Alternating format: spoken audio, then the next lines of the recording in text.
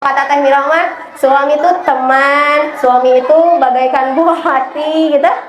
Suami itu bagaikan orang tua juga yang perlu dihormati, Masya Allah. Nah kemudian yang keempat yaitu berupa adab-adab umum. Seperti apa misalnya?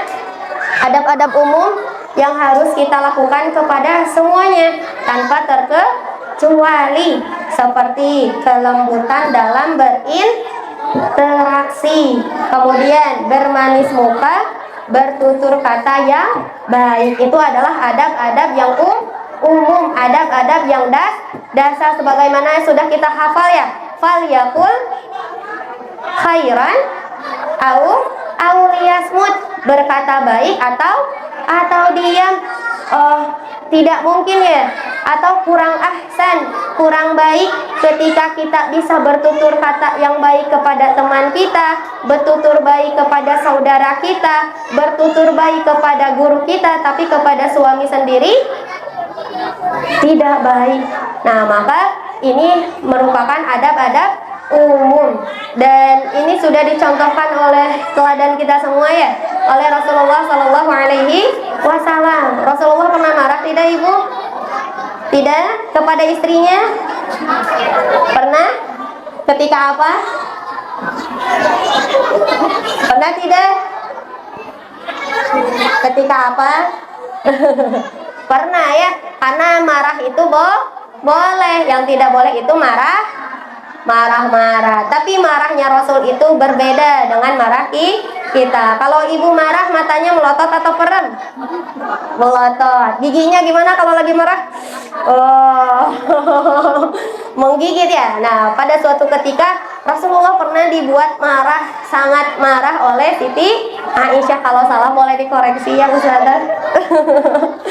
Pada suatu ketika Rasulullah Shallallahu Alaihi Wasallam karena saking cintanya sama Khadijah, maka selalu ingat kepada siapapun yang dekat dengan Khadijah. Ketika ia membagikan daging, maka teman-teman Khadijah akan terabsen, akan dibagi. Maka Siti Aisyah cemburu dan berkata kurang baik, tidak terdengar baik oleh Rasulullah. Siti Aisyah membandingkan dirinya dengan Khadijah. Nah pada saat itu Rasulullah marah karena tidak ada yang bisa menggantikan ruang Khadijah di hati Rasulullah. Marahnya Rasulullah apakah berkata kasar kepada Aisyah?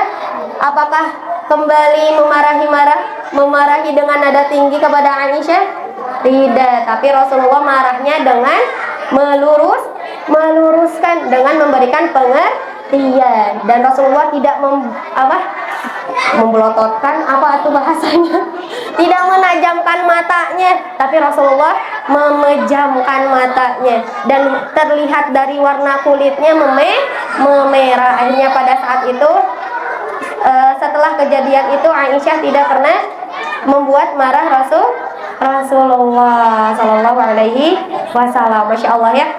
Nah, itu adalah adab-adab di antara suami dan istri yang harus saling dilaksanakan. Adapun adab hak, pemenuhan hak suami kepada istri kepada suami, insya Allah teteh dan ibu yang lebih expert lebih sudah memahami dalam perihal adabnya.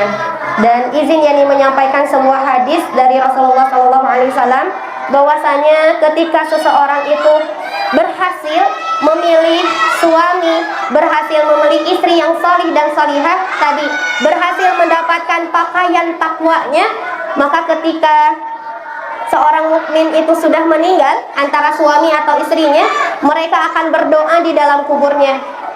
Fayaqulu ya Rabbi aqimis sa'ah hatta arji ila ahli wa mali.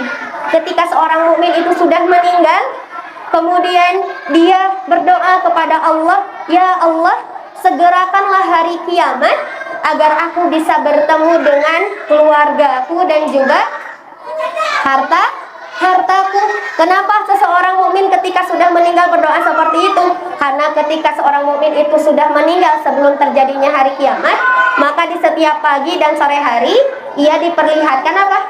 Diperlihatkan tempatnya di di surga diperlihatkan kenikmatan-kenikmatan apa saja yang akan ia dapatkan di sisi Allah. Maka seorang mukmin itu tidak mau menikmati kenikmatan surga sendirian, pasti ingin menikmatinya bersama keluarga, bersama hartanya dikembalikan kembali. Hartanya itu berupa apa? Yaitu diganti dengan kenikmatan-kenikmatan surga. Maka semoga teteh ibu yang sudah Allah rizkikan membangun rumah tangga dijadikan keluarganya